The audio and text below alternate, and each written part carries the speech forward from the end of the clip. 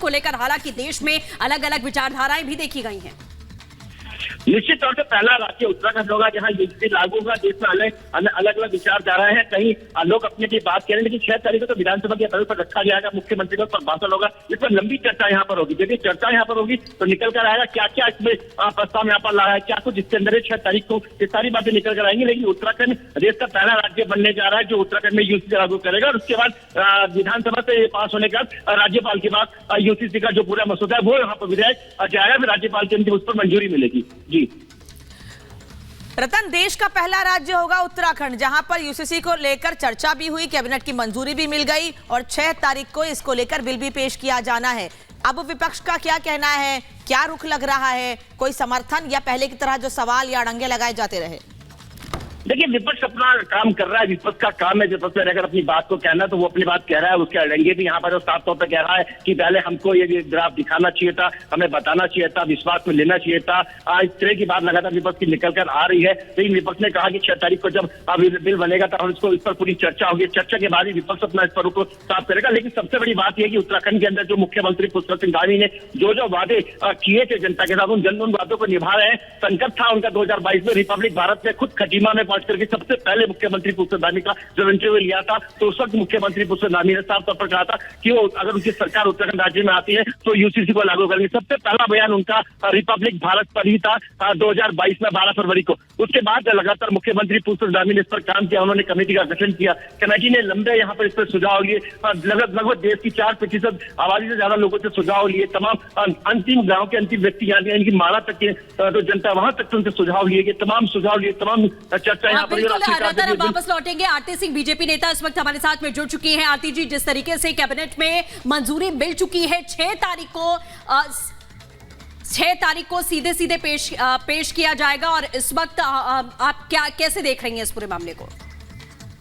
ये स्वागत योग्य है। देश के अंदर एक कानून हो, हमारा ये एजेंडा पे भी था और देश के लिए भी हितकारी है, खासकर बहनों के लिए और महिलाओं के लिए बहुत हितकारी है कि वह पॉलीगमी से और बाकी जो ऐसे कानून है जिसका जो ऐसे जो धार्मिक प्रथाएं हैं जिनके कारण से उनको कष्ट होता था उससे बचेंगी, और पूरे देश का इसका स्वागत करना चाहिए। पूरे देश में एक जैसा कानून होना चाहिए और उत्तराखंड ने पहल की है। धामी साहब इसके लिए उनकी तारीफ की जाए, उतनी कम है, उसके लिए बधाई के पात्र भी हैं वह, और अपेक्षा करते हैं कि बाकी राज्य भी एक बार ये लागू हो जाए तो बाकी राज्य भी इसको लागू करेंगे। असम के मुख्यमंत्री ने ऑलरेडी कहा है कि मैं अपने राज्य में लागू करूंगा। अपेक्षा करते हैं जो बाकी राज्य हैं वे भी इसको समझकर अपने राज्य में भी इसको लागू करेंगे और हो सका तो और बेहतर करके इसको अपने राज्यों में लागू करेंगे।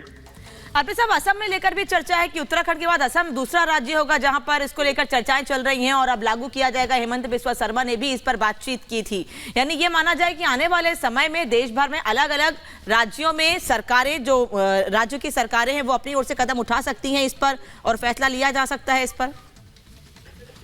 बिल्कुल, असम के मुख्यमंत्री जी ने ऑलरेडी इसमें हाँ करी है कि वह इसको लागू करेंगे। उन्होंने ऑलरेडी कहा कि मैं इस पर इनिशिएटिव लूंगा। वह भी उनकी भी तारीफ करनी चाहिए कि उन्होंने इस पे इनिशिएटिव लेने को राजी हुए हैं, और अपेक्षा करते हैं कि जो बाकी राज्य हैं भारत के अंदर इमिटेटर ऑफ आइडियोलॉजी, ये बहनों के लिए और महिलाओं के लिए एक अच्छा कानून है, वह इसको अपने अपने राज्यों में लागू करेंगे। जी, धन्यवाद सर जुड़ने के लिए और समय देने के लिए। आरपी सिंह बीजेपी नेता इस वक्त हमारे साथ जुड़े थे, जो कि बता रहे हैं कि आने वाले समय में अलग अलग राज्यों में भी इसको लेकर कदम उठाया जाएगा और सरकारें फैसला ले सकती हैं। सृष्टि, बिल्कुल, और इस वक्त उत्तराखंड बीजेपी प्रदेश अध्यक्ष विपिन जी हमारे साथ में जुड़ चुके हैं। विपिन जी, जिस तरीके से ये पूरा मामला हमने देखा है कि यूसीसी को लेकर एक लंबी चर्चा चली, ड्राफ्ट यहां पर तैयार किया गया, कैबिनेट में मंजूरी मिल चुकी है, आगे भी अब विधानसभा सत्र में इसे पेश किया जाना है, किस तरीके से इस पूरे मामले को देख रहे हैं? हाँ जी, नमस्कार। बिल्कुल, देखिए उत्तराखंड के अंदर भारतीय जनता पार्टी की सरकार ने कहा था कि हम यूसीसी उत्तराखंड के अंदर लेके आएंगे और हमने अपना संकल्प पूरा किया, और ये हमारे युवा मुख्यमंत्री पुष्कर सिंह धामी जी का दृढ़ संकल्प है कि आज हम इस कानून की ओर बढ़े हैं। निश्चित रूप से विधानसभा का सत्र है और मंडे से विधानसभा सत्र शुरू होगा, तो विधानसभा सत्र में हम इसको लेकर के आ रहे हैं, और हमारे लिए गर्व का विषय है कि देवभूमि, जो कि पूरे देश का भाल है, मस्तक है, वहां से ये चलेगा, वहां से इस प्रकार का कानून जो देश की एक रूपता को दर्शाता हो, जो देश की तमाम समाज को एकजुट करने का काम करता हो, ऐसा कानून उत्तराखंड से बनेगा, उत्तराखंड के अंदर लागू होगा। निश्चित रूप से स्वागत योग्य कदम है और आने वाले समय में जो ये सपना था देश के तमाम लोगों का कि एक समान कानून होना चाहिए, एक विधान, एक प्रधान, एक संविधान की बात हमारी विचारधारा करती है। निश्चित रूप से ये बहुत ही महत्वपूर्ण कदम माननीय धामी जी का और हमारी सरकार का है। विपिन जी, 6 तारीख का दिन बहुत महत्वपूर्ण रहने वाला है। कल से सत्र शुरू हो रहा है और 6 तारीख का दिन महत्वपूर्ण रहेगा। क्या आप लोगों की राह इतनी आसान होगी? ड्राफ्ट पेश कर देना, उस पर सबकी सहमति ले आना, उसे कानून का रूप दे देना? देखिए, बिल्कुल भारतीय जनता पार्टी जो कहती है वो करती है और ये हमने बताया है, चाहे केंद्र की हमारी सरकार हो या उत्तराखंड की सरकार हो, हमने जब हमें मौका मिला है हमने समाज के लिए बेहतर करने का काम किया है। आज अगर जो उत्तराखंड के अंदर आप बात करेंगे कि उत्तराखंड राज्य में 2007 में जब हमारी सरकार थी प्रदेश में, तो हमने 50% महिलाओं को आरक्षण देने की बात की थी और हमने दिया भी। और ऐसे ही हमने 33% क्षैतिज आरक्षण महिलाओं को दिया है सरकारी नौकरियों में।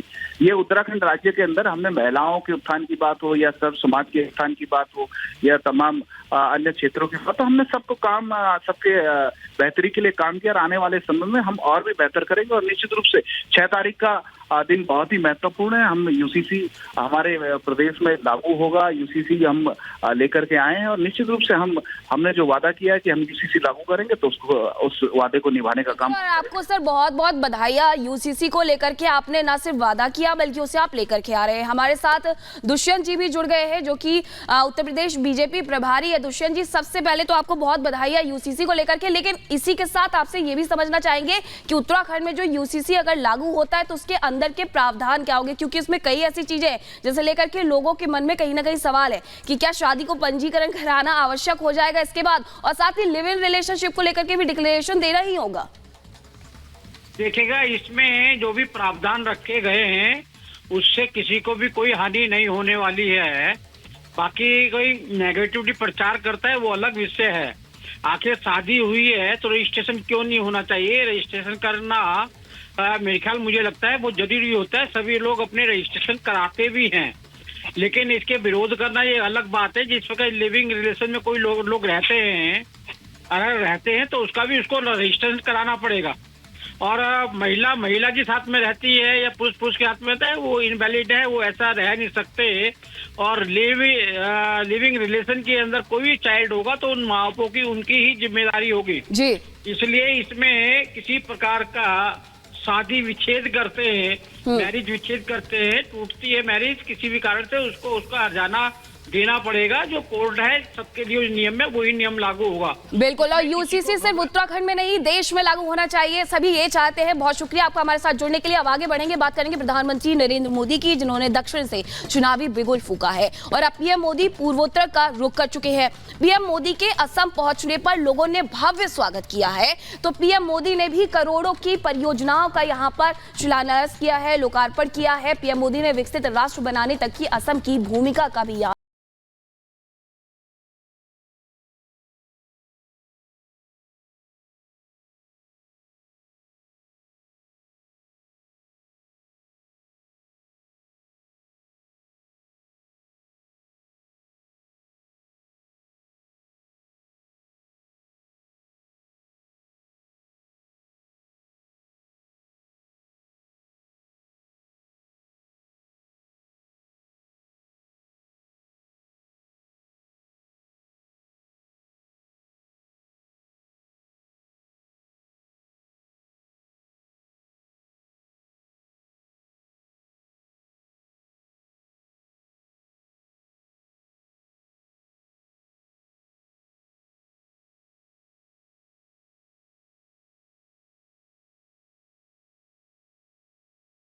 को और तनाव में डाल दिया।